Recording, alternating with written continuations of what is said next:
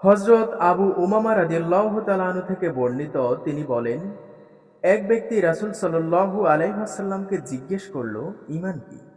তিনি বললেন, যখন তোমার ভালো কাজ তোমাকে আনন্দিত করবে এবং খারাপ কাজ তোমাকে কষ্ট দেবে তথা অনুতপ্ত করবে, তখন তুমি বুঝবে তুমি ঈমানদার ব্যক্তি। ওই ব্যক্তি বলল, অতঃপর গুনাহ কি? রাসূল সাল্লাল্লাহু আলাইহি ওয়াসাল্লাম বললেন, যখন তোমার হৃদয়ে কোনো বিষয় সংশয় সৃষ্টি করে তখন তা তুমি ছেড়ে দাও। আলবানী।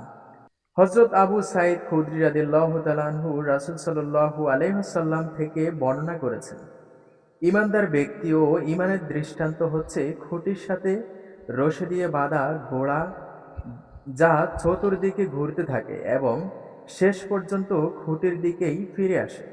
অনুরূপভাবে ঈমানদার ব্যক্তিরাও ভুল করে থাকে, কিন্তু শেষ পর্যন্ত সে ঈমানের দিকেই ফিরে আসে। অতএব তোমরা মুত্তাকী লোকদের তোমাদের খাদ্য খাওয়াও এবং ঈমানদার লোকদের সাথে ভালো ব্যবহার করো।